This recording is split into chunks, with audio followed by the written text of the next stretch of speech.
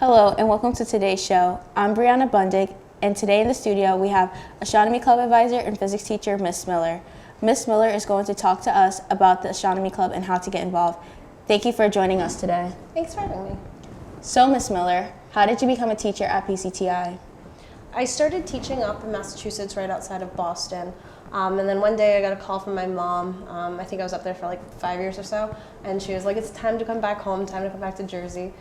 So then when I was trying to figure out all the schools, because it changed in like the time that I've been in high school.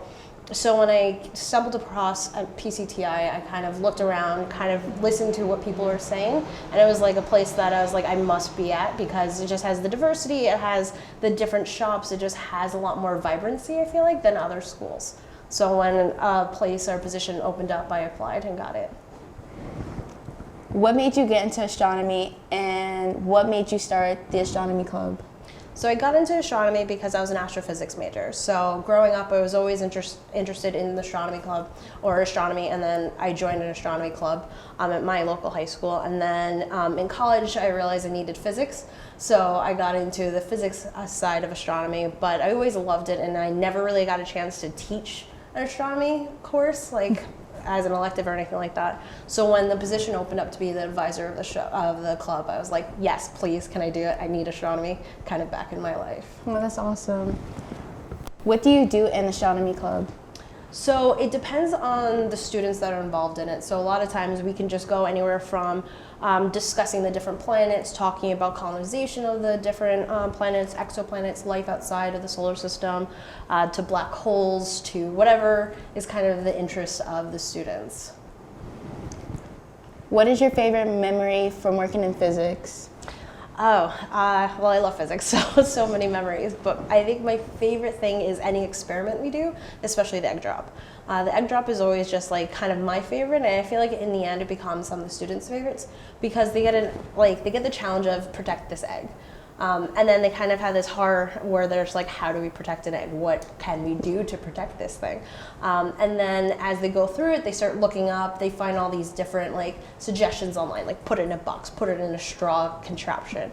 But in the end, how they do it and what they're actually planning on is different from anything else that they've seen or they've done. So it's like you can have like 5 different straw projects, but they all treat differently, and then the results will be different. So it's like kind of fun, and you never know, like, is it going to survive or not? I don't know. Let's try it. The egg drop is very stressful. Fair.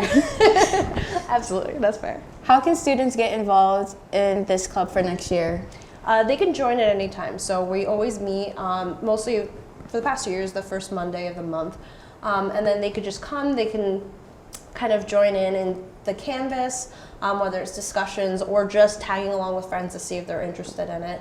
And then they can kind of like shape it onto what they are talking about, what they want to see. So if something's coming up, like we just had a joint meeting with the Environmental Club. So a lot more people that were interested in that aspect came to that. So you don't have to come to every meeting, but you can come to the ones that you think might be kind of relevant to your interests.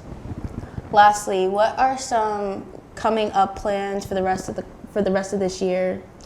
So one of the things I really want to do is use the telescope. So in my whole years here, we haven't used the telescope that I know is hidden in the back of the science lab. So I ordered some sun filters, so I'm hoping that they'll come in so that we could take it to like the opening outside of STEM and actually try to look at the sun, so you can kind of see like the sunspots, see the movement of it and everything like that. And I would love to do that one winter also, so we can actually maybe see like the stars, because it's getting dark so soon. But that's kind of like one of the plans that I have, like big plans for it.